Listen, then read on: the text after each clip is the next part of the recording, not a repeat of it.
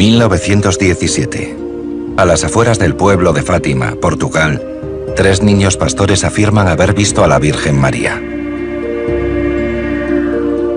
Según la leyenda, la aparición compartió con ellos 3 secretos en clave sobre el oscuro futuro que le esperaba a la humanidad. Envuelta en misterio durante 83 años, la parte final de la profecía podría referirse al cataclismo definitivo.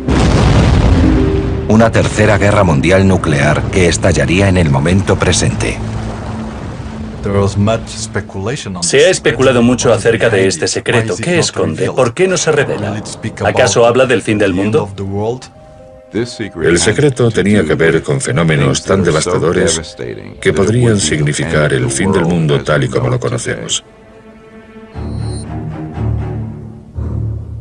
Trataremos de averiguar si los 3 secretos de Fátima están relacionados con acontecimientos reales sucedidos en nuestro pasado. Y si la tercera y última profecía describe un mundo futuro ahogado por las llamas de la Tercera Guerra Mundial. Si otras profecías confluyen en algún punto con esta teoría, podríamos estar ante la prueba del efecto Nostradamus. Primavera de 1917. El derramamiento de sangre, las enfermedades y la muerte provocados por la Primera Guerra Mundial sacuden Europa. En estos, los más tristes de los tiempos, llegan noticias de un mensaje quizás entregado por algún emisario de Dios. La gente sabía que algo pasaba allí, algo sobrenatural. El 13 de mayo, Lucía dos Santos, de 10 años, y sus primos más pequeños, Jacinta y Francisco Marto, paseaban por el prado.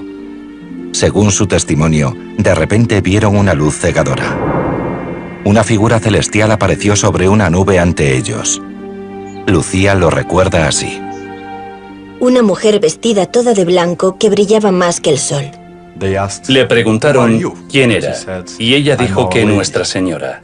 Le preguntaron que de dónde venía, y ella contestó que del cielo. Y luego le preguntaron qué quería, y les respondió que quería que volviesen todos los días 13 de cada mes.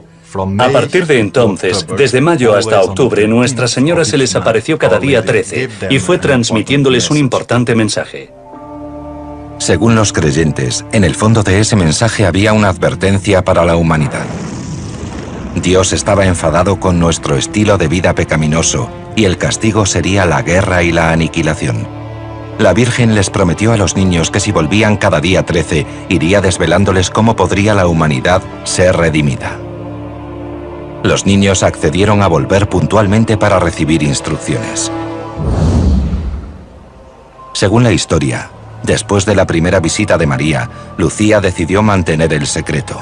Pero Jacinta, la más pequeña, no fue capaz de contener su emoción y se lo contó a su madre. Enseguida los rumores empezaron a circular. A pesar de la profunda tradición religiosa del pueblo, muchos dudaban de la historia de los niños. Una vez que empezó a correrse la voz, muchos fueron los que no le concedieron crédito por considerarlo fantasías infantiles. Pero incluso sometidos a un exhaustivo interrogatorio, los testimonios individuales de los niños guardaban una coherencia sorprendente.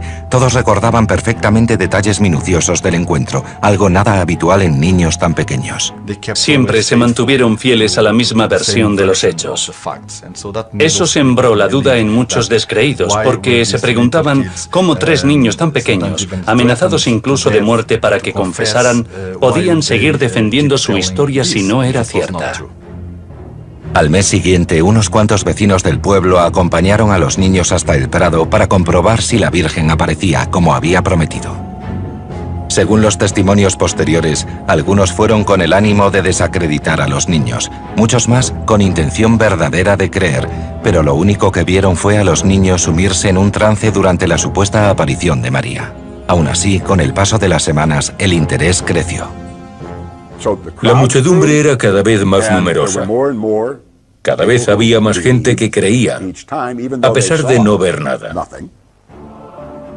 Según los niños, el 13 de julio de 1917, la fecha de la tercera supuesta visita, María cumplió su promesa de revelar a la humanidad en pecado la manera de ser redimida y los horrores que nos esperaban si por el contrario elegíamos seguir ofendiendo a Dios. Parece que anunció a los niños 3 profecías secretas que no debían desvelar a nadie hasta que llegara el momento oportuno. La revelación de estos secretos debería esperar décadas, pero Lucía sabría cuándo habría llegado el momento. Nadie creería en los mensajes a menos que existieran pruebas irrefutables de que procedían del cielo. Los niños le dijeron a la Virgen: tratamos de que la gente nos crea, pero no lo hacen. Es muy difícil. Y la Virgen les contestó: el 13 de octubre, en torno a las 12, realizaré un milagro para que todo el mundo lo vea. Ese día, el mismísimo día de la visita definitiva, los testimonios sugieren que allí se congregaron unas 70.000 personas procedentes de todo Portugal, que, empapadas de lluvia, esperaban sobre la tierra fangosa, y confirmaron haber sido testigos de lo que acabó conociéndose como el milagro del sol. Mi abuelo lo describía como que los cielos se abrieron y ahí estaba el sol, con unos colores preciosos, espléndidos, que fue como si el sol bailara. Así lo describía él. El sol bailó a su alrededor. Algunos creyeron incluso que se trataba del fin del mundo. En un radio de kilómetros, la gente pudo contemplar esta maravillosa señal en el cielo. Fue vista por otras 15.000 personas en la periferia, a unos 32 kilómetros alrededor del lugar. Ninguno estaba borracho ni nada de eso. Tuvo que ser algo realmente cataclísmico para explicar tal invasión de histeria colectiva. No hay constancia fotográfica de la supuesta aparición, y la mayoría de los expertos coinciden en afirmar que, apoyándonos en las normas de la física que rige el universo, es simplemente imposible que el Sol zigzagueara. Desde un punto de vista científico, puedo decirles que físicamente aquello no ocurrió. El Sol no puede variar su índice de rotación. No puede cambiar su posición en ningún sentido, porque si eso ocurriera, la vida en el planeta Tierra se hubiera extinguido inmediatamente. No estoy negando su experiencia, sino el modo en que la han interpretado. Aún así, el Vaticano, la institución católica más importante del mundo, mantiene hasta la fecha una posición clara respecto a los insólitos acontecimientos que sucedieron aquella lluviosa tarde de sábado. La Iglesia es tremendamente cauta a la hora de determinar si existen o no motivos para creer en que aquella aparición se produjo realmente, y llevan a cabo minuciosas evaluaciones para proteger su credibilidad. El milagro del sol que se obró el 13 de octubre de 1917 fue tan profundo y presenciado por 70.000 testigos que la Iglesia lo considera cuestión de intervención divina. La Iglesia acepta que fue un milagro.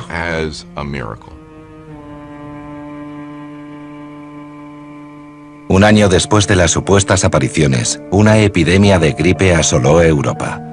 Los 2 pastorcillos más pequeños terminaron sucumbiendo a la enfermedad sin haber revelado jamás ni una palabra de las profecías secretas. Pero la niña mayor, Lucía, sobrevivió y varios años después ingresó en un convento. No fue, no obstante, hasta la publicación de sus memorias en 1941 cuando la hermana Lucía presintió que había llegado el momento de desvelar el contenido completo del así llamado primer secreto. Nuestra Señora nos mostró un inmenso mar de fuego que parecía estar bajo la tierra. Sumergidos en ese fuego había demonios y almas con forma humana, como ascuas incandescentes, como negras o de bronce, entre gritos de dolor y gemidos de desesperación. Nuestra Señora nos dice que todos vamos a encontrar la muerte y seremos juzgados si perpetuamos este estilo de vida disoluto, pecaminoso. Moriremos sin contar con la gracia de Dios, habiéndolo ofendido, y estaremos perdidos. Creo que ese es el motivo por el que Dios permitió a aquellos niños ver el infierno. Según el testimonio de Lucía, las aterradoras imágenes del infierno reveladas a los niños se parecen asombrosamente a la descripción que del infierno hace el polémico libro del Apocalipsis de la Biblia. Los abominables, los asesinos, los impuros, los hechiceros, los idólatras y todos los embusteros tendrán su parte en el lago que arde con fuego y azufre. Apocalipsis capítulo 21, versículo 8. El libro del Apocalipsis termina con aquellos que han pecado quemándose en ese mismo infierno, el descrito en el primer secreto de Fátima. Hay quienes defienden más bien que el primer secreto es una profecía sobre la Primera Guerra Mundial, una guerra que conmocionaba a Europa en la misma época en que la profecía fue supuestamente revelada a los niños, 1917. Es posible que esta profecía tuviera algo que ver con la carnicería de la Primera Guerra Mundial, donde había batallas, donde se utilizaban proyectiles potentes y gases que mataban a cientos de personas. Según Lucía, María les dijo: esta guerra terminará, pero una mucho más sangrienta habrá de llegar. Si su advertencia contra el ateísmo no es escuchada, ¿en qué medida podría su profecía de esta siguiente gran guerra estar relacionada con un tercer secreto aún más mortal?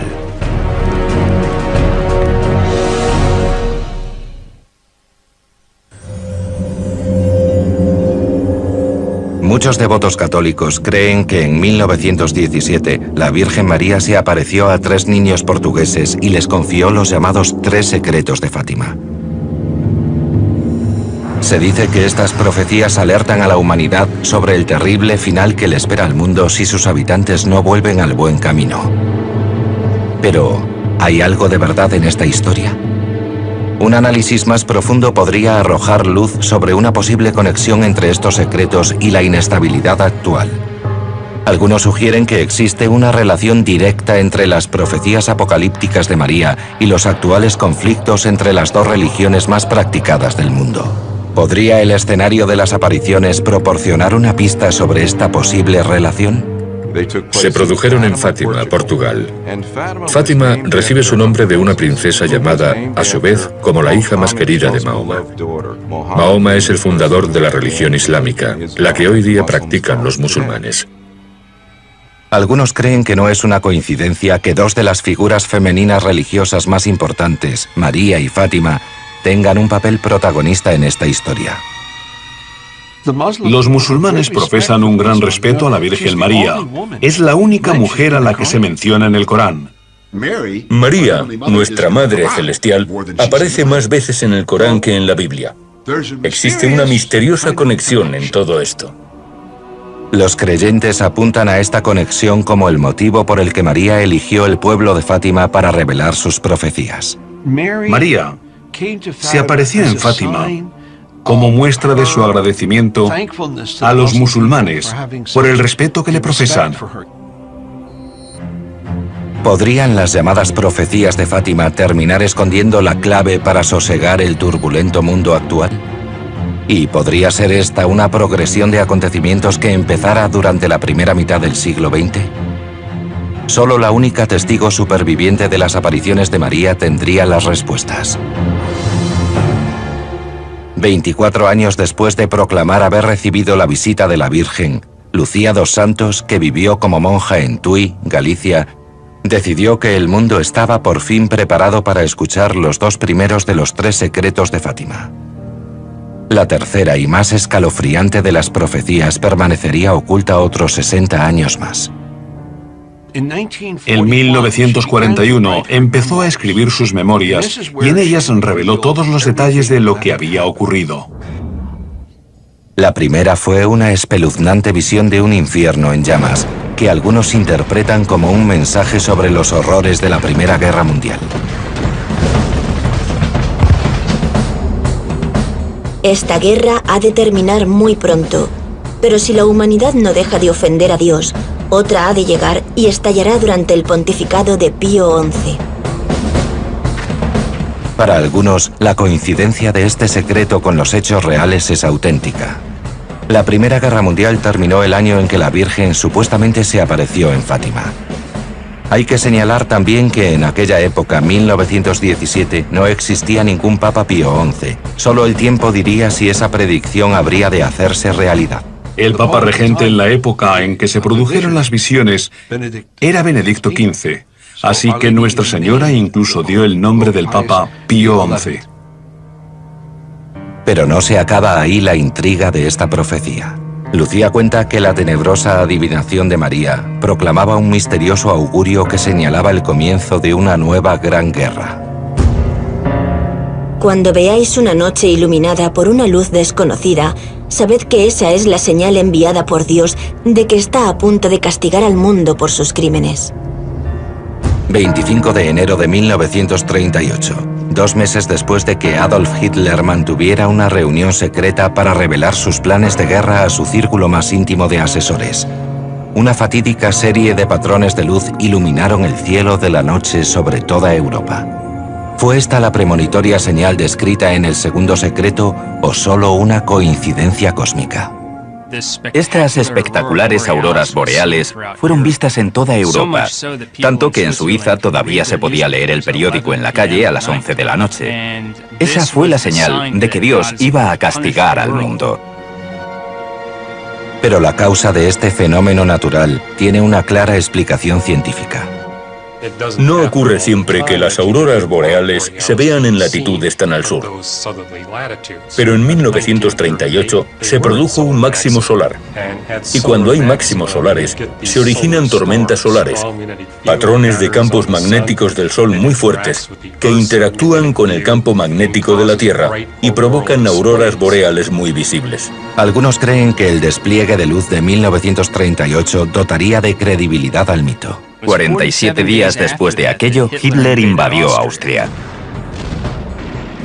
La gente dice que eso ocurrió en 1938 y la Segunda Guerra Mundial no estalló hasta el 39. No obstante, los historiadores coinciden en señalar que la guerra empezó a gestarse cuando Hitler movilizó sus tropas hasta Austria.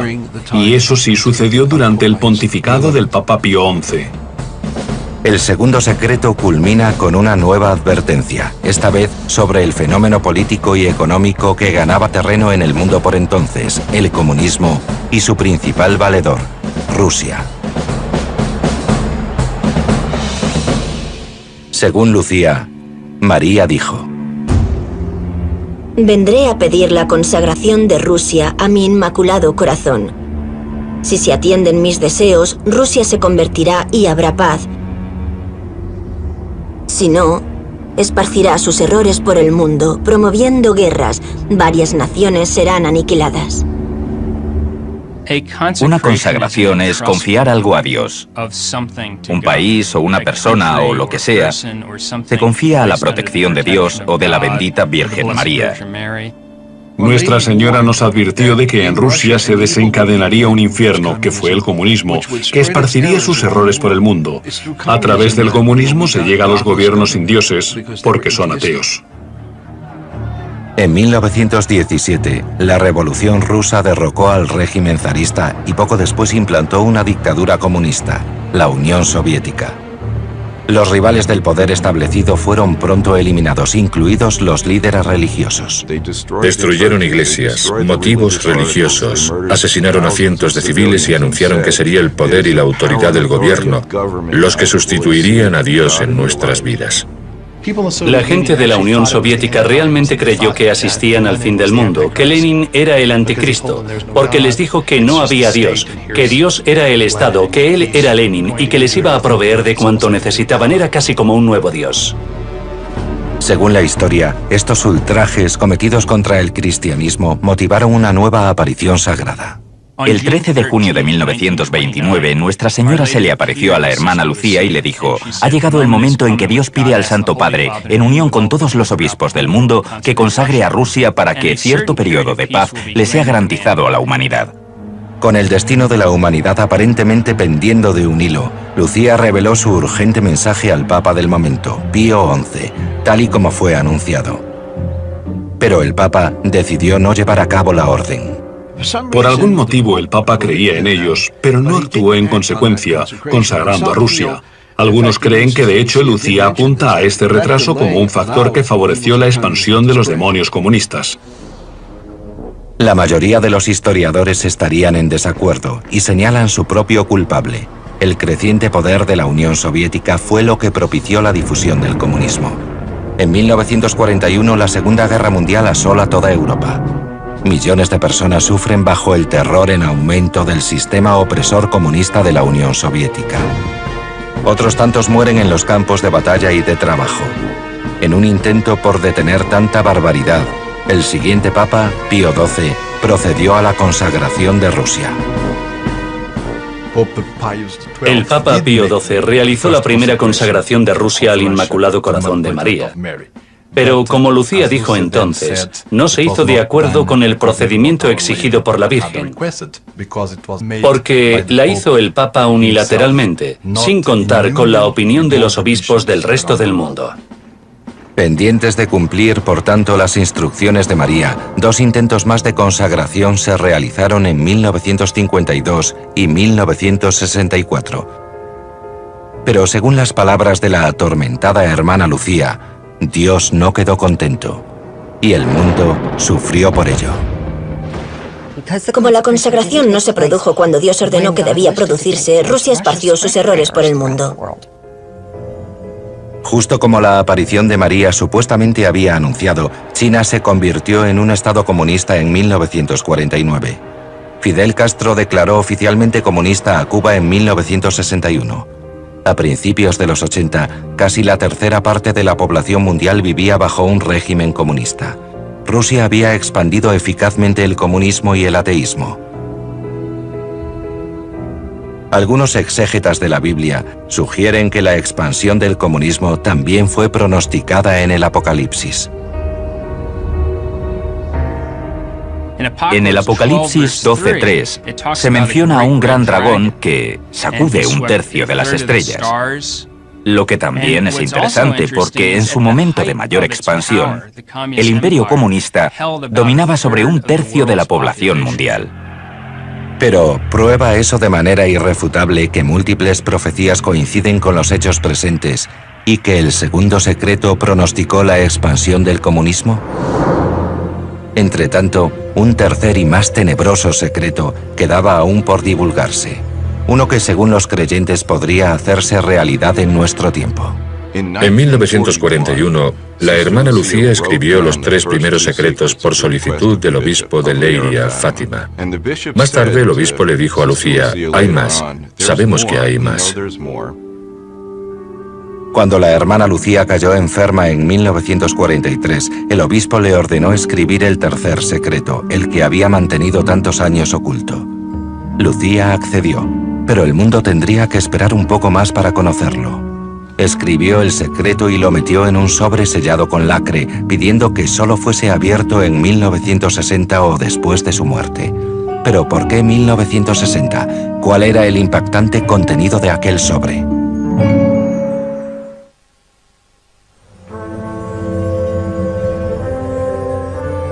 Una creencia ampliamente extendida sugiere que en 1917 la Virgen María se apareció a 3 niños en el pequeño pueblo portugués de Fátima.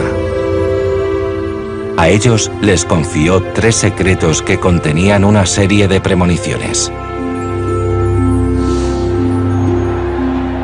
En 1960, muchos devotos católicos de todo el mundo estaban convencidos de que las profecías contenidas en los 2 primeros secretos ya se habían hecho realidad.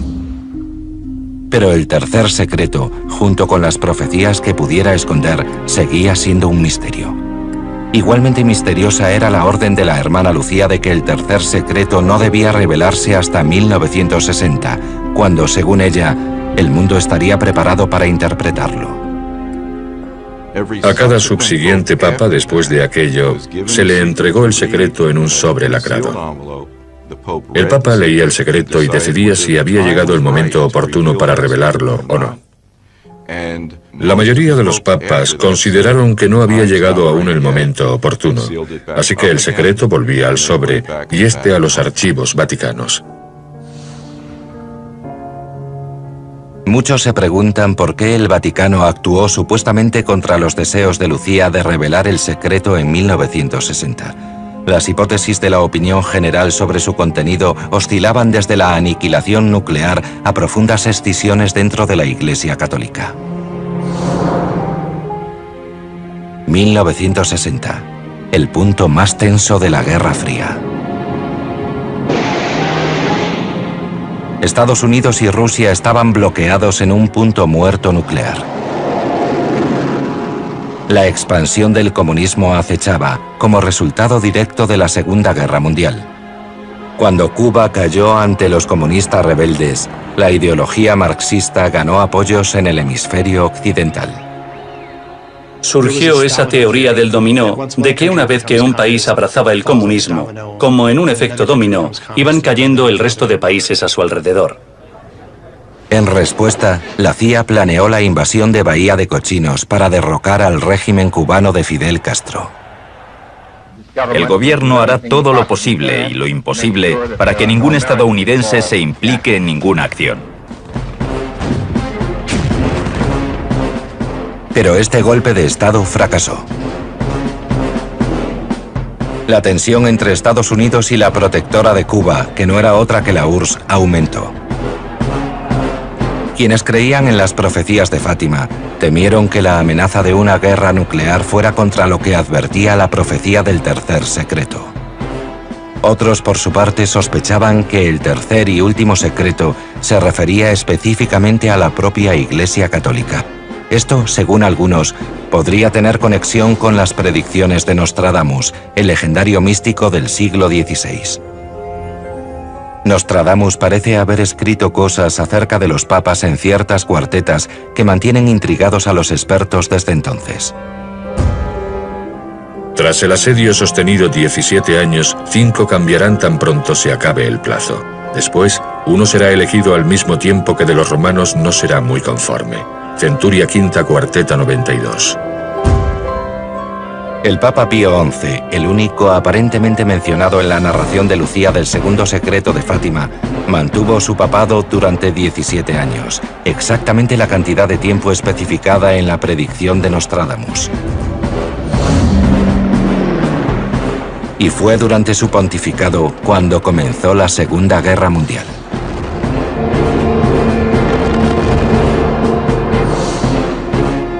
Como también se predijo en el segundo secreto según el testimonio de Lucía. ¿Podría esto establecer una conexión antes inexplorada entre los 3 secretos de Fátima y Nostradamus? 5 cambiarán tan pronto se acabe el plazo. Después, uno será elegido al mismo tiempo que de los romanos no será muy conforme. Centuria V, cuarteta 92. El quinto papa después de Pío XI fue Juan Pablo II, el primer pontífice no italiano en 450 años. Muchos católicos creen que Juan Pablo es el núcleo en torno al que realmente gira el tercer secreto de Fátima. El lema del Papa Juan Pablo II era Totus Tuus, todo vuestro. Dedicó su pontificado a Nuestra Señora. Juan Pablo II dijo, el mensaje de Fátima es más importante hoy que nunca. Pero, ¿cuál era ese mensaje? Algunos expertos creían que el último secreto revela una trama de corrupción en el Vaticano. El abandono de los principios de las Escrituras y la posible desaparición de la Iglesia Católica. La apostasía es la renuncia completa a la fe católica que aparentemente se ejercería desde dentro de la Iglesia Católica y desde las posiciones más altas de su jerarquía. Pero la Iglesia Católica persevera e insiste en que no es probable que esa destrucción sea lo que el Vaticano está ocultando. Esto lleva a algunos a sospechar que el último secreto de Fátima podría contener una profecía sobre el apocalipsis nuclear y la aniquilación definitiva de la humanidad.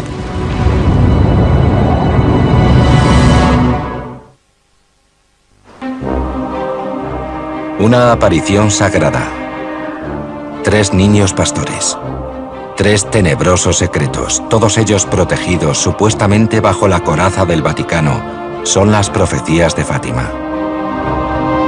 Durante más de 80 años, el duradero misterio del tercer secreto de Fátima desafió toda explicación, ya que supuestamente el segundo secreto proclamaba que si Rusia no era consagrada, las naciones sufrirían una violenta destrucción. Muchos católicos temían que el último secreto contuviera una horrible profecía que pronosticara una guerra nuclear. Entonces, el 13 de mayo de 2000, cuando se cumplía el 83º aniversario de la primera aparición, el Vaticano anunció al mundo que por fin iba a revelar el tercer secreto. el Vaticano publicó el intrigante contenido de la carta de la hermana Lucía recibida en 1944, que detallaba la última profecía. La primera parte del tercer secreto hablaba de una catástrofe anunciada. Hemos visto al lado izquierdo de Nuestra Señora, un poco más en lo alto, a un ángel con una espada de fuego en la mano izquierda. Centelleando emitía llamas que parecía iban a incendiar el mundo, pero se apagaban al contacto con el esplendor que Nuestra Señora irradiaba con su mano derecha dirigida hacia él. Transmitía la idea de que un terrible incendio iba a envolver la tierra, pero que, cuando el ángel se disponía a tocar con su espada de fuego el mundo, la Virgen María ponía su mano en medio y evitaba que la espada hiciera contacto con la superficie. Creo que eso significa que nos salva de una posible guerra atómica. ¿Era una profecía para el futuro o para el pasado? Cuando escribió la carta, la hermana Lucía advirtió de que no se abriese hasta 1960. ¿Existe alguna conexión entre esa fecha y la profecía de la aniquilación del mundo? 17 de abril de 1961. Estados Unidos lanza un ataque fallido contra Bahía de Cochinos, en la costa sur de Cuba. Esto fue el desencadenante que condujo directamente a la crisis de los misiles de Cuba en octubre de 1962, en la que las dos superpotencias nucleares más relevantes del mundo se enfrentaron en un tira y afloja que podría haber destruido el mundo tal y como hoy lo conocemos. Rusia había instalado misiles atómicos en Cuba muy cerca de la costa estadounidense y el presidente John Fitzgerald Kennedy no estaba dispuesto a consentirlo. Le dijo al gobierno cubano que quería que los retiraran inmediatamente, pero Rusia respondió que de ningún modo. Sabíamos que teníamos un arma apuntándonos directamente. Nuestro país considerará cualquier ataque con misiles nucleares perpetrado desde Cuba contra cualquier país occidental como un ataque de la Unión Soviética a Estados Unidos. Kennedy dejó muy claro en sus discursos por televisión que si un misil salía de Cuba reaccionaríamos como si hubiera salido desde Moscú. De modo que si eso hubiera sucedido, Estados Unidos hubiera atacado con misiles a la Unión Soviética y ellos, lógicamente, habrían respondido al ataque, el resultado la destrucción del mundo. Los historiadores creen que la habilidad diplomática del presidente John Fitzgerald Kennedy, casualmente el primer presidente católico de Estados Unidos, evitó la catástrofe que hubiera supuesto un posible enfrentamiento nuclear. Desde los 80, el comunismo ha ido perdiendo terreno, y en la actualidad, las relaciones entre Estados Unidos y Rusia se han suavizado considerablemente. Pero los devotos católicos atribuyen parte del mérito al más querido de sus pontífices, el Papa Juan Pablo II, y a su vínculo personal con Lucía y el tercer secreto de Fátima. El Papa Juan Pablo II leyó también ese tercer secreto. Como una de las figuras capitales del Vaticano desde los 60, el Papa podría haber conocido el contenido del secreto desde hacía décadas, pero solo en el momento de su revelación, esta conexión por fin se presentó clara. La narración de Lucía del tercer secreto seguía así. Hemos visto a un obispo vestido de blanco. Hemos tenido el presentimiento de que fuera el Santo Padre. Subió una montaña empinada. El Santo Padre, antes de llegar a ella, atravesó una gran ciudad medio en ruinas. Llegados él y otras figuras religiosas a la cima del monte, fue muerto por un grupo de soldados que le dispararon varios tiros de arma de fuego y flechas. Para muchos, esta parte del tercer secreto describe los acontecimientos del 13 de mayo de 1981. Exactamente 64 años después de la primera supuesta aparición de la Virgen María en Fátima. 20.000 devotos se congregan en la plaza de San Pedro para atender al sermón del Papa. De repente suenan unos disparos. Un terrorista ha intentado asesinar al Papa Juan Pablo II. Durante su convalecencia, que duró unas 3 semanas, solicitó que le llevaran toda la documentación sobre Fátima. Este intento de asesinato motivó que el Papa revisara el tercer secreto y se dio cuenta de que hablaba de él y que la profecía se había cumplido en ese intento de asesinato. Dijo, según la visión de los pastores, yo debía haber muerto, y de hecho, estuve a punto de morir, pero la Madre Celestial lo impidió. Dice que Nuestra Señora guió la bala a través de su cuerpo. La bala no tocó ningún órgano vital en su trayectoria por el cuerpo del Papa. Pasó a apenas milésimas de milímetro de ellos. Un segundo intento de arrebatarle la vida al Papa se produjo un año después, durante una visita a los santos lugares de Fátima, en Portugal. Un sacerdote católico trató de apuñalar al Papa con una bayoneta, pero fue reducido por el equipo de seguridad. Poco después del segundo intento frustrado de asesinato, Juan Pablo decidió que era el momento de consagrar a Rusia como era debido. Escribió una carta a todos los obispos, incluidos los ortodoxos, invitándoles a unirse a él para la consagración del mundo, Rusia incluida, al Inmaculado Corazón de María. El 25 de marzo de 1984, más de 50 años después de la fecha indicada por Lucía a la Iglesia Católica, por fin el Vaticano consagraba a Rusia. La hermana Lucía dijo, sí, Santo Padre, el cielo ha aceptado la consagración. Entonces, sucedieron una serie de cosas maravillosas.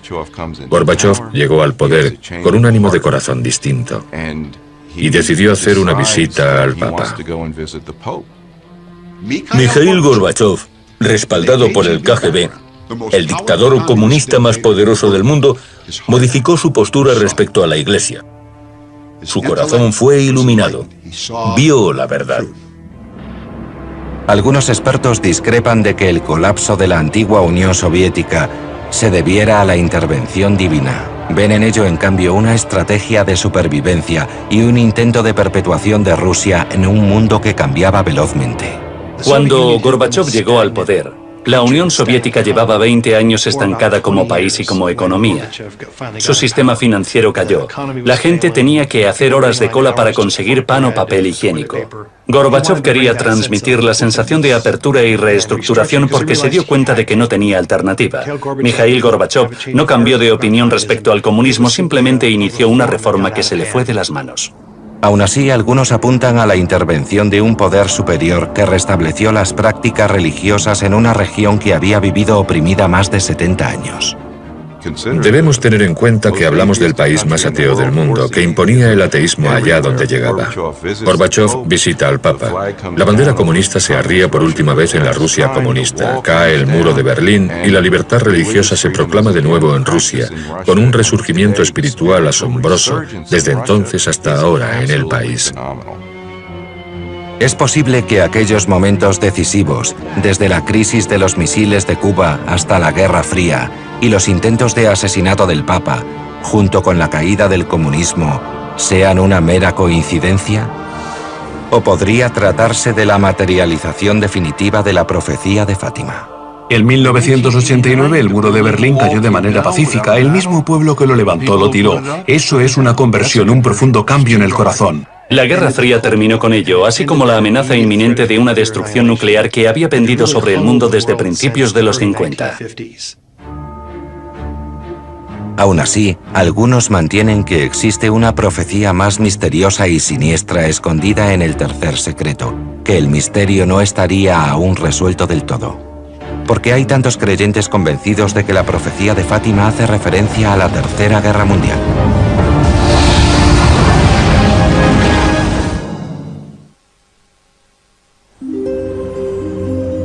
Una de las polémicas más intrigantes y duraderas de la Iglesia Católica, las profecías de Fátima.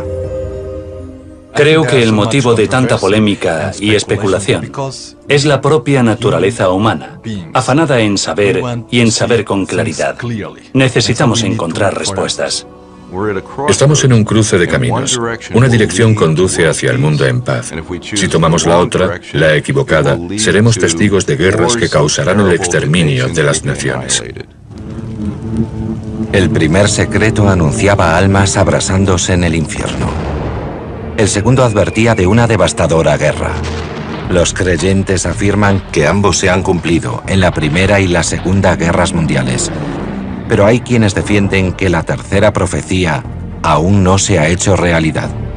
En tal caso, ¿qué verdades escondidas pueden yacer en las cajas acorazadas del Vaticano? Existen aún personas, ciertos grupos, que no creen que se haya revelado el texto completo del tercer secreto e insinúan que el Vaticano oculta aún algo. El Vaticano reveló lo que afirmaron era el tercer secreto el 26 de junio de 2000, Pero no puede ser el tercer secreto. Una persona que tuvo la oportunidad de leer el tercer secreto dijo que comprendía de 20 a 25 líneas. La versión del tercer secreto de Fátima publicada por el Vaticano consta de 62 líneas. La versión del Vaticano del tercer secreto de Fátima no porta la firma de la hermana Lucía al final del escrito. Todas las cartas anteriormente publicadas, las auténticas de la hermana Lucía, llevaban su firma al final. Hay quienes creen que esta parte del tercer secreto, que según ellos seguiría oculta, contiene la profecía de nuestra futura desaparición y quizá de una guerra nuclear. Pero la mayoría de los fieles vaticanos se sienten satisfechos con la Iglesia y con el modo en que ha ido revelando las palabras de la hermana Lucía sobre sus visiones de la Virgen. Plantear que el tercer secreto no ha sido revelado del todo no tiene más sentido que el puro sensacionalismo. El asunto es que el Vaticano disponía de los originales de la hermana Lucía en portugués. Se puede buscar abiertamente en Internet, no hay trampa. El Papa Juan Pablo II dijo que el mensaje había sido transmitido. El actual Santo Padre, el Papa Benedicto XVI, afirmó exactamente lo mismo. Me consta que la hermana Lucía se molestó mucho al enterarse de la desconfianza de la gente sobre la posible ocultación de parte del mensaje. El 13 de febrero de 2005, después de una vida dedicada a satisfacer los que, a su juicio, eran los deseos de la Santa Madre respecto a la difusión de los mensajes de Fátima, la hermana Lucía murió por causas naturales a los 97 años. 2 meses después moría Juan Pablo II a los 84 años. Hoy, el Vaticano sigue manteniendo su postura de plena fidelidad a los hechos que sucedieron en Fátima en 1917. El Papa Benedicto XVI escribió una minuciosa y extensa explicación sobre Fátima. Las apariciones contaban con el respaldo de la Iglesia. Todas las profecías se habían hecho realidad. Pero para algunos no está tan claro que las profecías se hayan cumplido íntegramente. Creen que podemos seguir en el camino hacia la desaparición. La profecía comprende 2 vías. Una nos lleva a sanguinarias guerras que destruirán naciones y otra a la paz mundial. Para los fieles de la Iglesia Católica y quienes creen en la profecía, el mensaje sigue siendo apremiante. El mensaje que nos confió Nuestra Señora es a menudo llamado el plan de paz de los cielos. María vino a decirnos que debíamos vivir vidas responsables. Las apariciones de la Virgen en Fátima constituyen una de las muchas manifestaciones de Dios en el mundo y nos advierten: tened cuidado, algo no va bien. El mundo corre peligro. No nos gusta lo que está sucediendo. ¿Ha sido íntegramente revelado el tercer secreto o, como algunos creen, el Vaticano aún oculta parte de la luz con su alargada sombra? Si atendemos a la situación actual de Estados Unidos, es obvio que nos encontramos al borde del precipicio de aniquilación contra el que nos advirtió la Virgen. Pero cuando hablamos de aniquilación, la mayoría de la gente piensa en una nube con forma de seta y una explosión a escala masiva.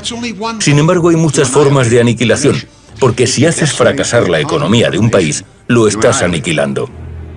Los intérpretes de los acontecimientos presentes sugieren que existe aún esa posibilidad, mientras la crisis de Wall Street no repunte y las armas nucleares sigan en poder de radicales extremistas. Estados Unidos es el único país que ha utilizado alguna vez las armas nucleares y creo que si alguna vez lo hiciera otro, sería mucho más fácil para un tercero y un cuarto y un quinto. Se rompería el hielo. Otros sugieren que tenemos una oportunidad para cambiar el curso de las cosas. La verdadera cuestión es si empleamos nuestro libre albedrío para traer la paz a la Tierra. Las 2 grandes potencias nucleares del mundo, Estados Unidos y Rusia, deben predicar con el ejemplo. O si lo empleamos para implantar el infierno. Porque lo que está en juego es la salvación de las almas y la paz del mundo. ¿Qué podría ser más importante para la humanidad que la salvación de las almas y la paz del mundo? Si la profecía de Fátima converge con la paz entre los pueblos, podríamos considerarlo la reivindicación definitiva de las visiones de los 3 niños.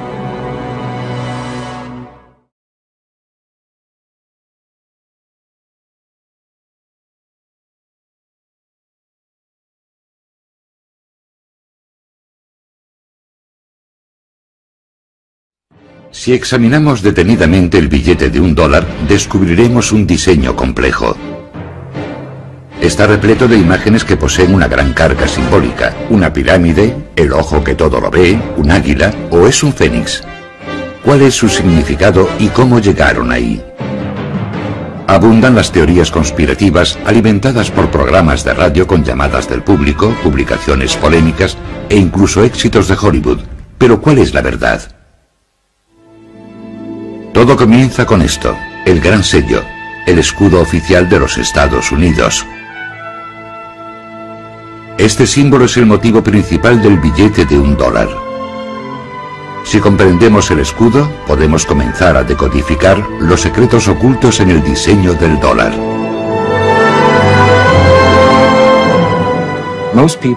La mayoría de la gente, cuando piensa en el escudo, piensa en el anverso, su parte delantera, en el águila con las flechas, la rama de olivo y las estrellas sobre la cabeza del águila. Ese es el símbolo que la mayor parte de los americanos consideran nuestro escudo.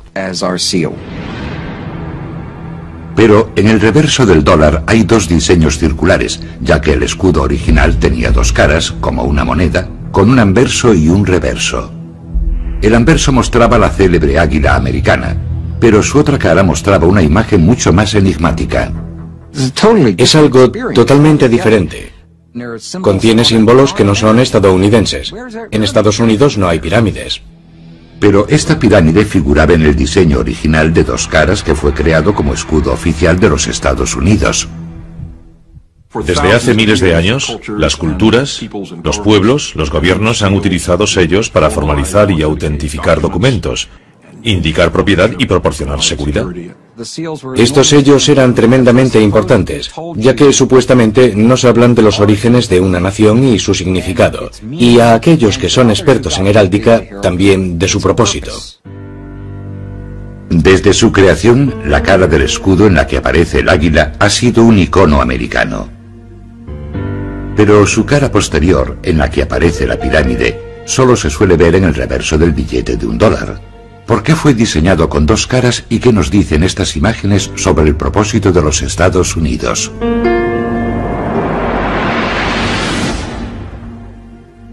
El gran sello ha evolucionado desde su creación, pero esencialmente se basa en el diseño original creado por los padres fundadores.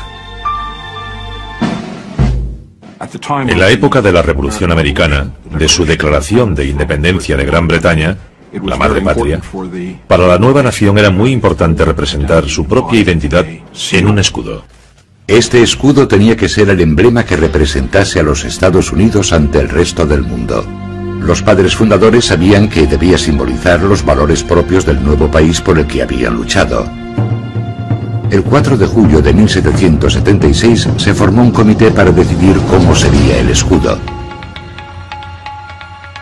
De hecho, fueron necesarios 6 años y el trabajo de otros 2 comités para conseguir aprobar la versión definitiva del gran sello que hoy aparece en los billetes de $1. Pero durante los 200 años siguientes, el gran sello protagonizaría una continua polémica cada vez mayor, especialmente desde su inclusión en el diseño del billete de $1.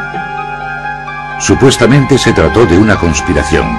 En los comités que lo diseñaron se infiltraron miembros de una sociedad secreta, los masones.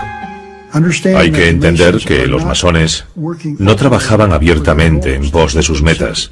Lo hacen en secreto.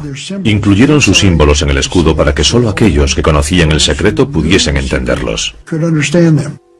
Pero ¿quiénes son los francmasones?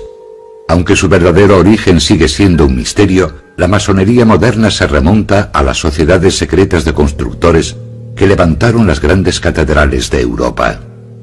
En un principio, la masonería se formó por la misma razón que se formaba cualquier otro gremio. Eran similares a los actuales sindicatos. Pero a principios del siglo XVIII, en Europa, la masonería no era considerada un simple gremio. Había desarrollado lo que podría considerarse una filosofía alternativa que promovía el conocimiento y las tradiciones antiguas de los canteros y albañiles a través de complejos rituales y ceremonias secretas.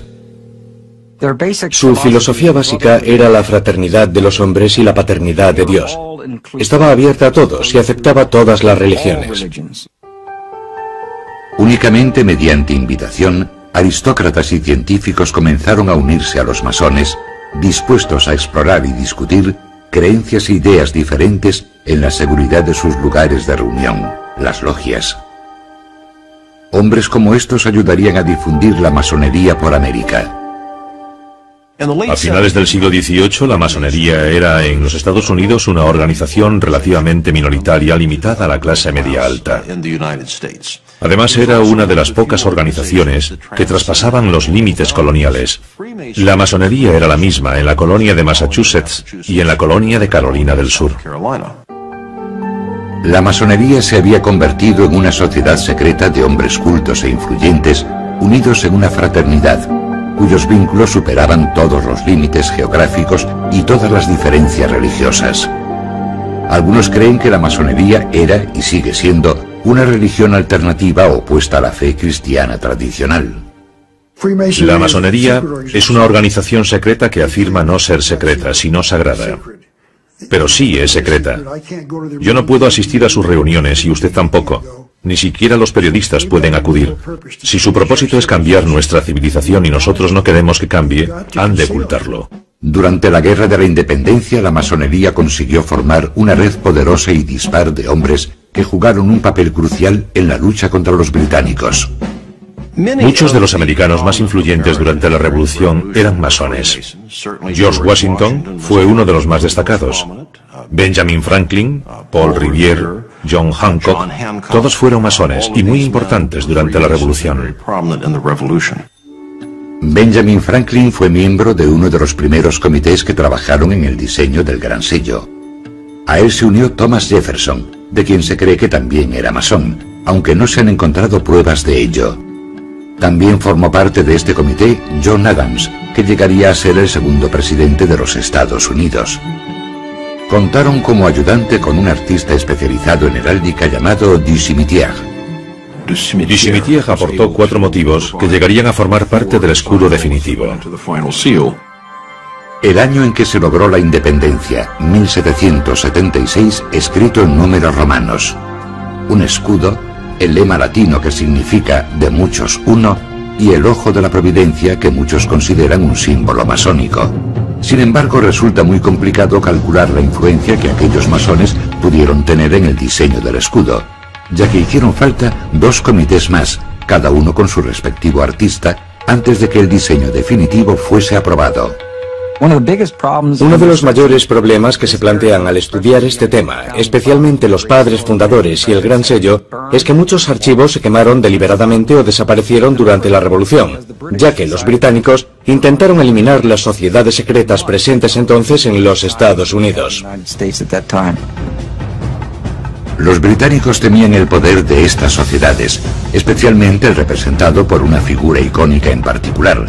El hombre cuya efigie sigue presente en el billete de $1, el primer presidente de los Estados Unidos, George Washington. 33 de sus generales, 33, eran masones, sabían guardar secretos y estaban totalmente entregados a la causa, dispuestos a entregar su vida, cosa que hicieron. Teniendo en cuenta los misterios que rodean el diseño del propio escudo, no resulta sorprendente que su presencia en el billete de $1 suscite tanto interés. ¿Revelará un examen más minucioso del famoso billete la influencia de una organización clandestina? ¿Oculta mensajes secretos que forman parte de su plan para dominar el mundo?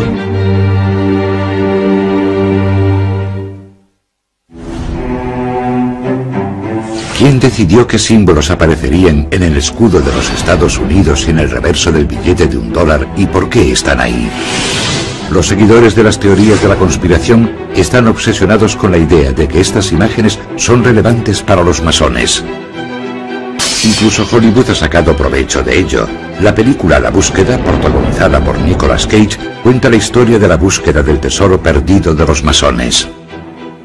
Estas películas son tremendamente importantes, ya que presentan a los americanos por primera vez el hecho de que nuestros padres fundadores estaban involucrados en cosas de las que no se hablaba en el pasado. Creo que una de las facetas de la búsqueda que más ha intrigado al público es que les ha hecho fijarse en cosas que han visto durante toda su vida.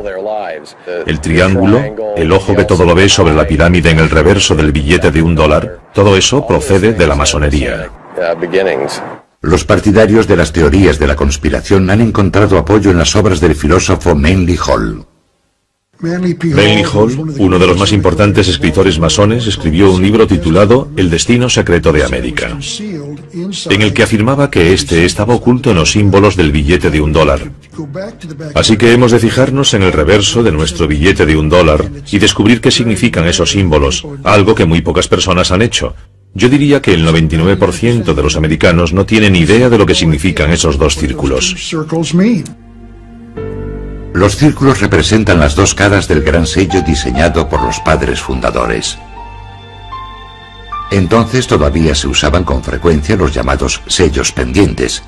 Eran discos de cera que se unían a un documento mediante cintas o cordones y a menudo poseían una imagen diferente en cada cara.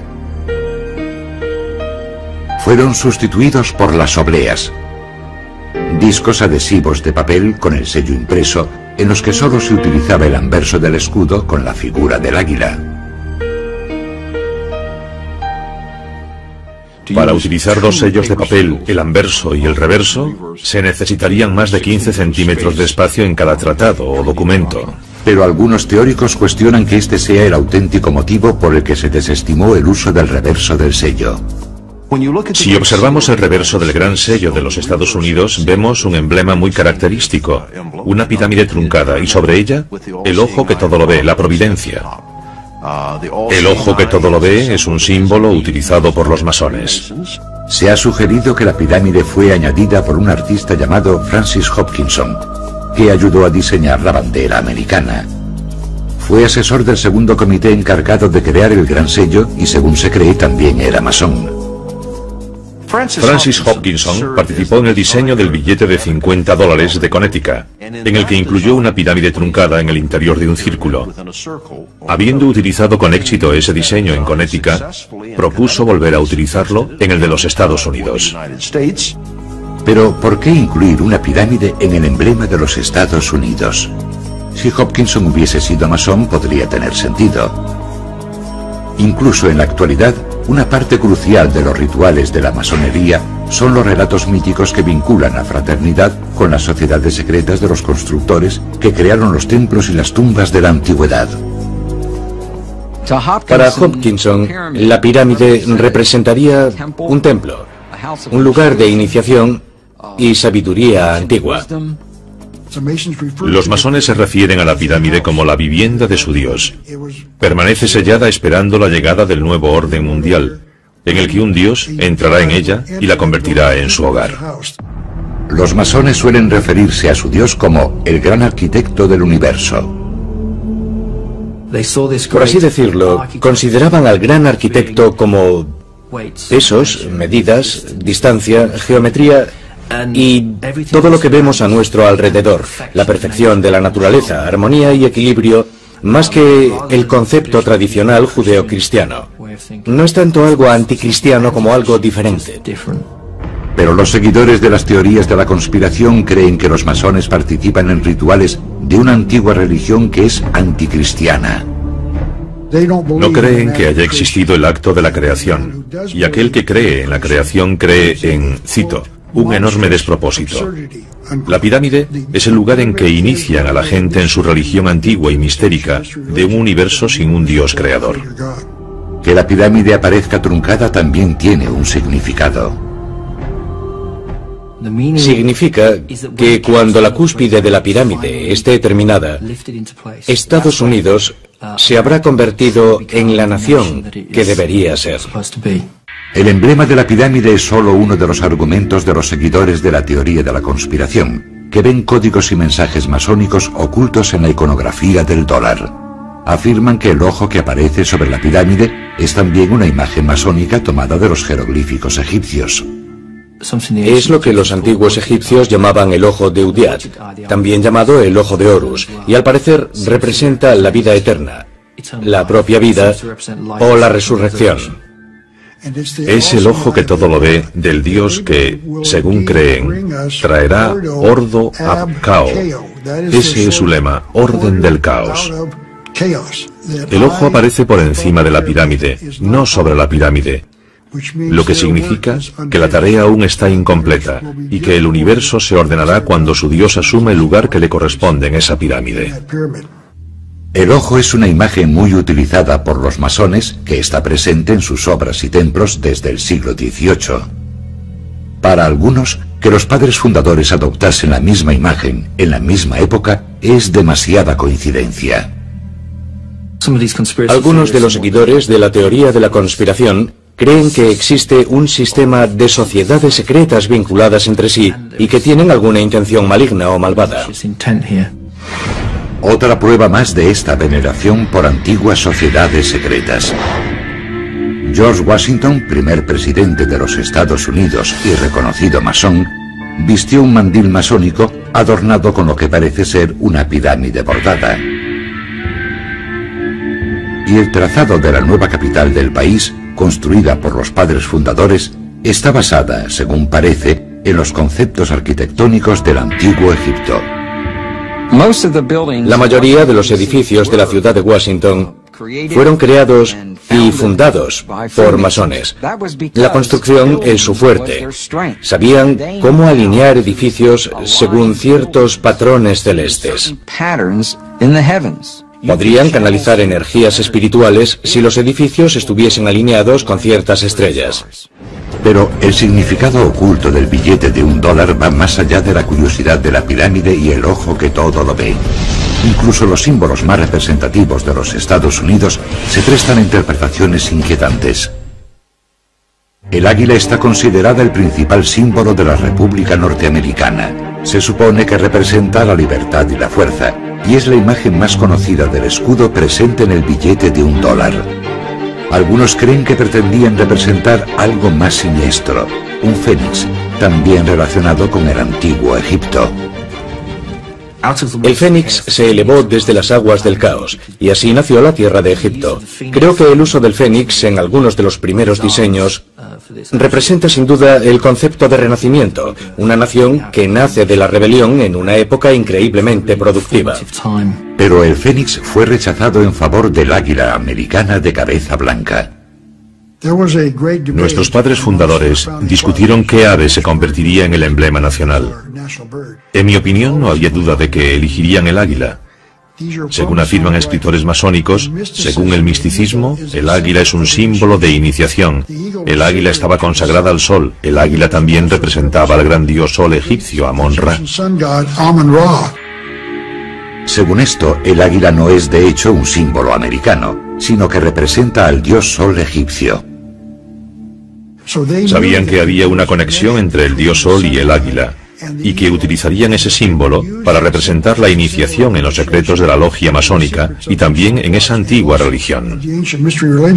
Los partidarios de la conspiración afirman que las estrellas sobre la cabeza del águila prueban que los masones incluyeron sus mensajes en el billete de $1. Sobre la cabeza del águila aparece un cúmulo de estrellas, 13 estrellas de 5 puntas, y cuando se unen con líneas aparece una estrella de 6 puntas. Si situamos la estrella sobre la imagen de la pirámide, apunta a ciertas letras de la frase en latín que la rodea, formando, según algunos creen, un anagrama. Según el diccionario, el término anagrama designa un cambio intencionado del orden de las letras de una palabra para ocultar dicha palabra. Si las ordenamos, obtenemos la palabra masón. Por eso sabemos que debemos a los masones el origen de los diseños del escudo de los Estados Unidos. La búsqueda de significados ocultos en la iconografía del billete de $1 no se limita a las imágenes. También hay quien afirma que el número 13, el más temido por los supersticiosos, se oculta tras muchos de los símbolos del billete. En 1960, los masones publicaron un artículo en el New Age Magazine en el que identificaban el número 13 y los números de distintos símbolos, relacionándose a sí mismos como masones con el número 13. Destacan la repetición del simbólico número 13. Hay 13 hojas en la rama de olivo de la garra derecha, 13 flechas en la garra izquierda, 13 estrellas sobre la cabeza del águila y 13 barras en el escudo. Para todas las sociedades secretas, el número 13 tiene una enorme importancia simbólica. El número 13 simboliza el renacimiento, la regeneración y el hacer nacer algo. La formación de algo nunca es sencilla, por lo que el número 13 puede simbolizar no solo el renacimiento y la regeneración, sino también la muerte de lo viejo y el nacimiento de lo nuevo. Es una ocultación intencionada del número 13 en el reverso de nuestro billete de $1. El 13 se considera un número de mala suerte en muchas culturas, pero según las teorías de la conspiración, posee connotaciones mucho más siniestras. El número 13 representa el número de Satán, el diablo, y creo que por eso lo veneran los masones, y eso podría dar pie a numerosas especulaciones. También creen que otros números incluidos en el diseño del gran sello tienen un significado especial para los masones. En la cara del gran sello, en que aparece el águila, hay 32 plumas en su ala izquierda del ave y 33 en su ala derecha. Creen que hacen referencia a los 33 grados de la masonería adoptados por el Supremo Consejo del Rito Escocés, los masones más destacados de los Estados Unidos, cuya sede se encuentra en Washington. El Supremo Consejo de grado 33 que se reúne en Washington afirma en sus propias publicaciones ser la madre de las jurisdicciones del mundo, la madre de los consejos del mundo. Manly Hall los definió como la organización más poderosa de la nación, que impone reyes y da forma al destino del mundo. Eso se llama poder. Se ha sugerido que hay un último dato en el billete de $1 que revela un plan masónico. Sobre el ojo que se encuentra sobre la pirámide aparece un lema en latín, Annuit Coeptis, que podría traducirse como la providencia ha favorecido nuestros logros. Pero los seguidores de las teorías de la conspiración afirman que combinándolo con el segundo lema aparece un mensaje de oscuras intenciones.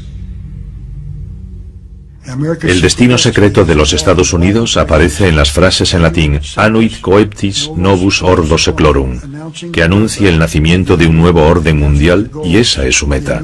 El nuevo orden mundial será instituido en todo el planeta en un futuro próximo.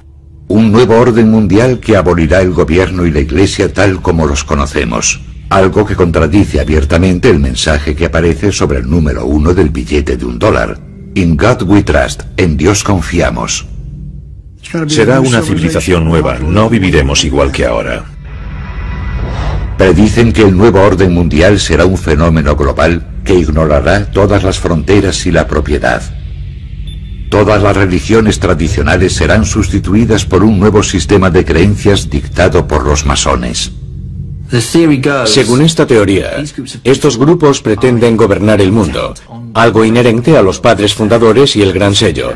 Y los símbolos que aparecen en él pretenden mostrarnos eso, el camino a seguir. Es una forma de ilustración, pero una vez más solo para los que tienen ojos para ver.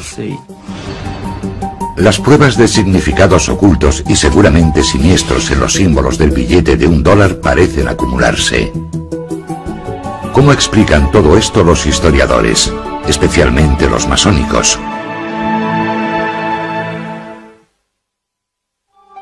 La idea de que el billete de $1 posee mensajes ocultos parece plausible. Supuestamente fueron incluidos por un pequeño grupo de masones que colaboraron en la creación del gran sello primero y del billete de $1 más tarde. Los propios masones consideran simplemente irrisoria la idea de una compleja conspiración. También podríamos creer que los judíos, los católicos, los musulmanes o los protestantes pretenden conquistar el mundo y obligarnos a todos a practicar su religión. Yo no creo que eso sea cierto.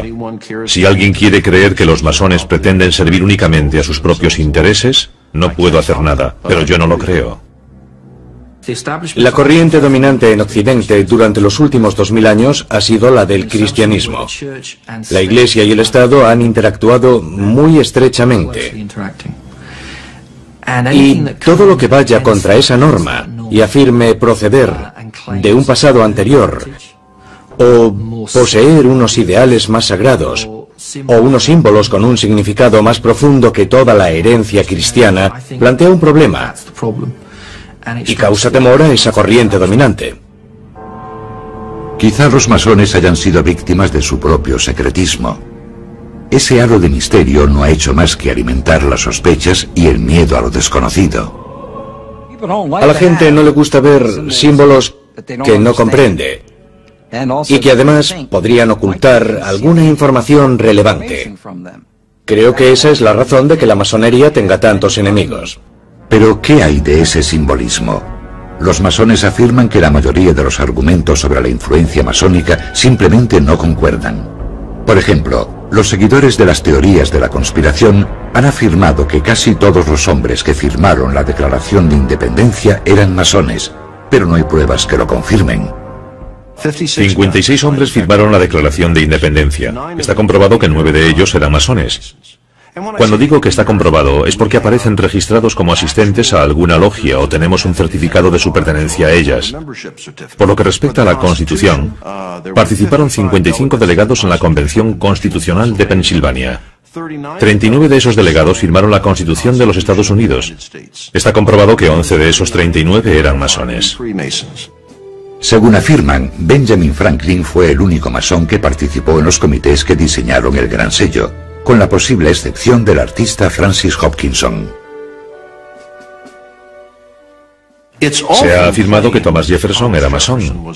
La mejor prueba que pueden ofrecer al respecto es que los masones participaron en la procesión de su funeral. Pero claro, todas las organizaciones cívicas del estado de Virginia y todas las organizaciones cívicas que pudieron asistir participaron en la procesión de su funeral, así que no resulta algo sorprendente. Según las últimas investigaciones, no existen documentos relevantes. No existen pruebas irrefutables. Jefferson no era masón. Y aunque no hay duda de que Benjamin Franklin fue masón, no jugó un papel clave en la creación de esos símbolos. Esa tarea recayó sobre los asesores artísticos empleados por los comités para ayudarles con el diseño. Si investigamos con atención los comités que los diseñaron, descubrimos que ningún masón participó en el diseño del escudo de los Estados Unidos. Si fueron los artistas quienes escogieron las imágenes, es posible que su inspiración no tuviese nada que ver con los masones. El simbolismo gráfico era tan importante en el siglo XVIII como lo es en el siglo XXI. Existía un lenguaje visual establecido que se utilizaba en toda Europa y, por supuesto, también en los Estados Unidos. En una época en la que muchos no sabían leer, este lenguaje visual común se aprendía mediante el uso de libros de emblemas. Los libros de emblemas eran utilizados por la mayoría de los grabadores, arquitectos, ingenieros. A principio del siglo XVIII era de lo más habitual encontrar el libro de emblemas de ripa entre el material utilizado en cualquier taller de grabado. Los libros de emblemas contenían relatos moralmente instructivos presentados mediante símbolos y poemas. Los niños llegaban a comprender el significado de los símbolos aunque no supiesen leer. Se trataba de un código que no tenían que descifrar, crecían con él. Por lo tanto, cuando veían algún símbolo, lo asociaban con algo. Se ha sugerido que la simbología egipcia presente en el Gran Sello era parte de este código visual compartido más que algo específicamente masónico. Algunos de esos elementos, como el ojo que todo lo ve y la pirámide truncada, han sido utilizados como símbolos masónicos, pero también fuera de la masonería. En ese sentido eran imágenes heráldicas de uso común. Es cierto que existe una teoría que afirma que la masonería procede de las religiones mistéricas de Egipto y el Mediterráneo, pero no hay ninguna prueba histórica que la apoye. Es cierto que las logias masónicas han utilizado pirámides como motivo decorativo, pero ninguna ha sido adoptada oficialmente como símbolo. Por lo que respecta al ojo que todo lo ve, los masones aceptan su importancia, pero sugieren que era un símbolo muy popular en esa época. El símbolo del ojo que todo lo ve se ha utilizado tradicionalmente para expresar la divinidad. Si alguien buscaba un modo conciso de representar a Dios, el ojo es pequeño, es conciso y permite resultados artísticos realmente impresionantes. Según esta interpretación, los padres fundadores afirmaban que Dios velaba por los Estados Unidos. Y según sus propias palabras sobre el motivo de los diseños, la pirámide representa la fuerza y la resistencia. El ojo sobre ella y el lema aluden a las múltiples señales de la intervención de la providencia en favor de la causa americana. La cuestión del águila también es menos simple de lo que las teorías de la conspiración propugnan.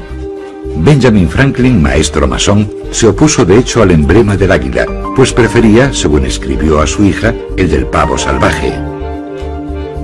Desearía que el águila de cabeza blanca no hubiera sido elegida como símbolo de nuestro país. Es un ave de mal carácter moral.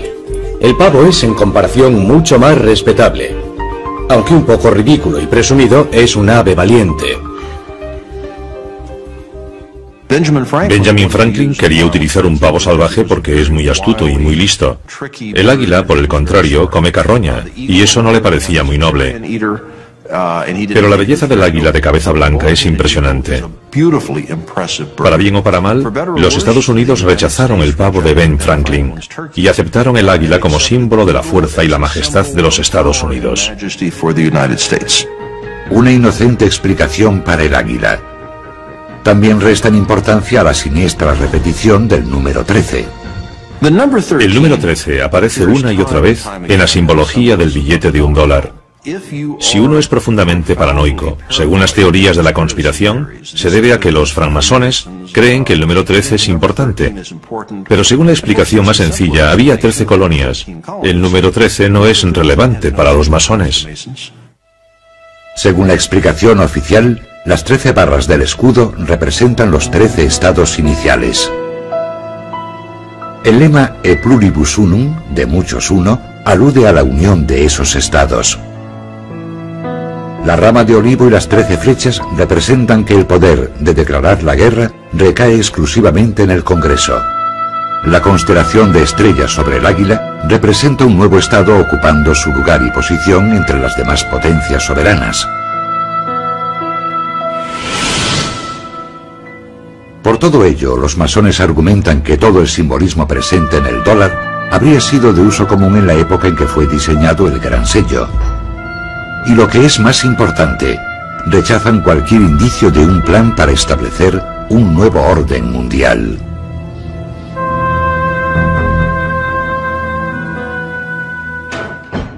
Creo que el lema Novus Ordo Seclorum del Gran Sello de los Estados Unidos procede de Virgilio.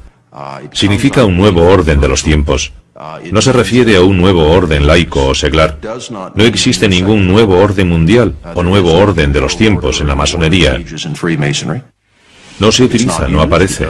Cualquier traducción diferente a nuevo orden de los tiempos indica una abismal ignorancia del latín.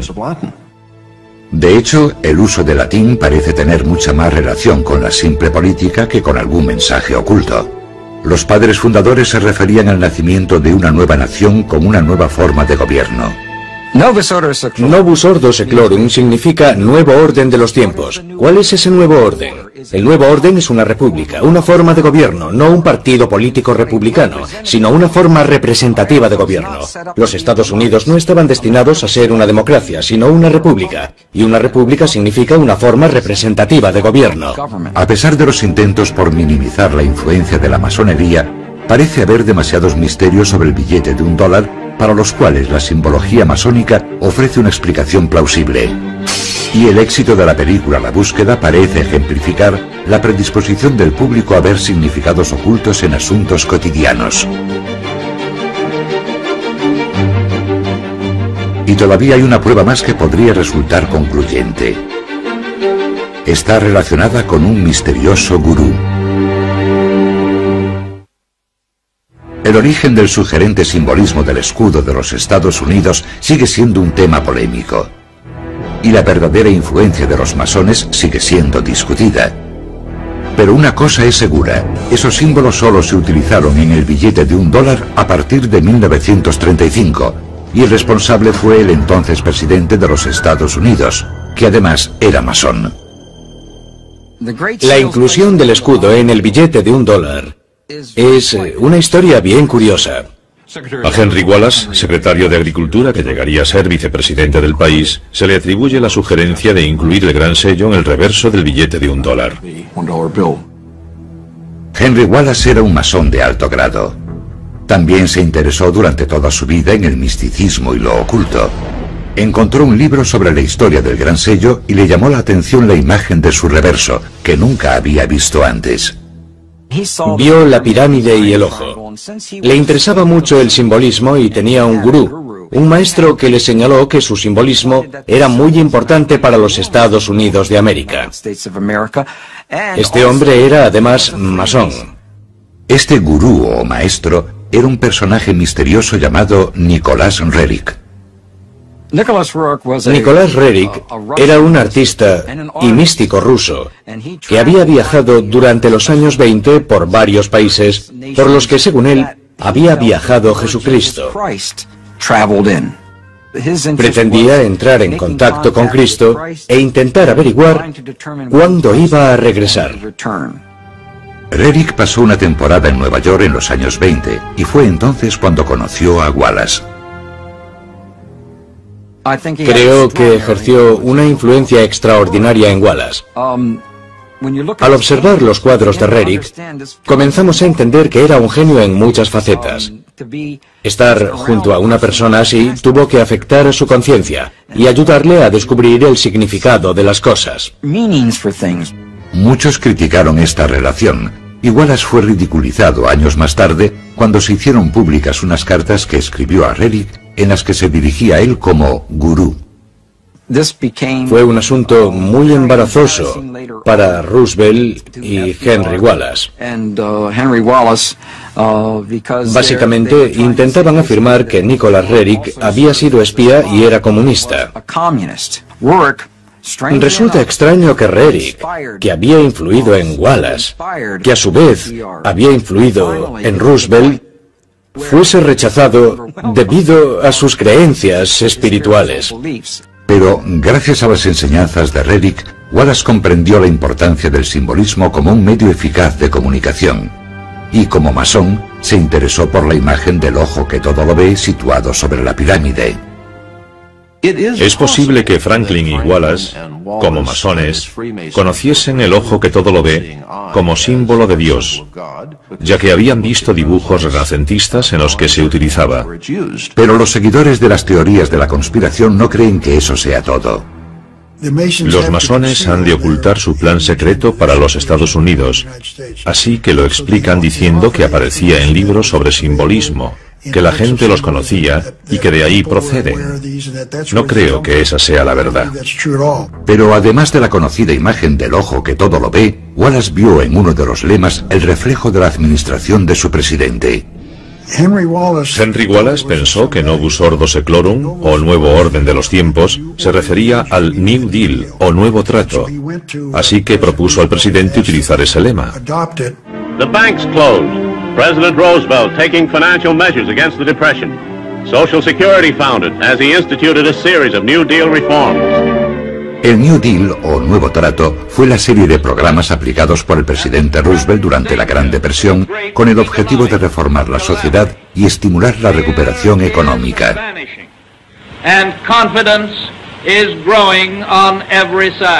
Wallace comprendió su significado. Pudo interpretarlo con facilidad, ya que era miembro de una sociedad secreta. Fue a ver a Roosevelt y le dijo: mire esto, cuenta la historia de quiénes somos, lo que estamos haciendo y lo que deberíamos hacer en el futuro. Después de descubrir el reverso del gran sello que nunca había sido utilizado, Wallace sugirió a Roosevelt acuñarlo en una moneda. Roosevelt decidió incluir las dos caras del gran sello en el billete de $1. Es interesante que el presidente Roosevelt aprobase el diseño personalmente. Roosevelt influyó a menudo en el diseño final de monedas, sellos y obras arquitectónicas, y en este caso revisó la versión final, realizó algunas aportaciones y algunas pequeñas revisiones. ¿Estarán en lo cierto las teorías de la conspiración sobre el poder de los masones en este asunto? Franklin Delano Roosevelt y Henry Wallace son dos de los masones más relevantes de los Estados Unidos. Roosevelt fue uno de los 14 presidentes que pertenecieron a la fraternidad masónica. Sí existió lo que podría denominarse una conspiración con respecto al Gran Sello, tal como aparece en el reverso del billete de $1, y ellos creían que era masónica.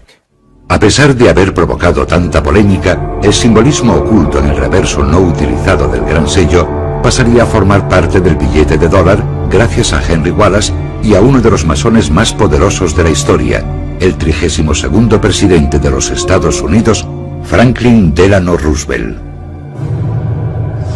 Los partidarios de la conspiración lo consideran una declaración encubierta de las intenciones de los masones. No quieren que sepamos qué son esos símbolos. No lo van a hacer público porque se trata de una conspiración. El objetivo de los masones es instaurar en el mundo un nuevo orden mundial. El pueblo americano, los pueblos de todo el mundo, no tendrán la oportunidad de votar o decidir sobre este asunto. Viviremos según un nuevo orden mundial, sin votar, sin poder decidir, por eso han de mantenerlo en secreto. Creen que los padres fundadores, que eran masones, ocultaron un mensaje en el Gran Sello, y que Wallace y Roosevelt lo vieron y lo comprendieron. Pero los masones niegan cualquier intención malévola. Por la razón que sea, pensaron que era un símbolo apropiado para representar a Dios. Y no me parece mala idea recordar a los ciudadanos, cada vez que sacan un billete de $1, que Dios lo ve todo. Aunque los historiadores están de acuerdo en que los masones jugaron un papel crucial en el nacimiento de los Estados Unidos y han ocupado puestos influyentes desde entonces, como los 14 presidentes que han sido masones, no han encontrado pruebas de un plan para dominar el mundo. Las ideas antimasónicas que han aparecido, sobre todo a partir del siglo XVIII, son difundidas por cristianos fundamentalistas que creen que estas personas eran intrínsecamente anticristianas, cuando en realidad la mayoría eran buenos cristianos y nada podía ofenderlos más que ser considerados herejes o blasfemos. En gran medida se trata del miedo a lo desconocido. Y las imágenes del reverso del billete de $1 están ahí porque los padres fundadores lograron crear un símbolo duradero para representar a los Estados Unidos ante el resto del mundo. El diseño del Gran Sello ha soportado el paso del tiempo porque fue un trabajo de calidad, funcionó. Si no fuese así, lo habrían cambiado, y no lo han hecho. Representa lo que los Estados Unidos eran a mediados del siglo XVIII, y representa lo que los Estados Unidos son hoy, así que funciona. Es un icono. Vemos el billete de $1, vemos los cigarrillos Camel, vemos la Coca-Cola y vemos los Estados Unidos. Parece un hecho que los símbolos incluidos en el billete de $1 aportan indicios sobre el modo en que los líderes políticos de los Estados Unidos veían la naciente república y su futuro en el mundo. Y la visión representada en esos símbolos ha inspirado a muchas personas. Pero sigue siendo un misterio si forman parte de una conspiración masónica más ambiciosa.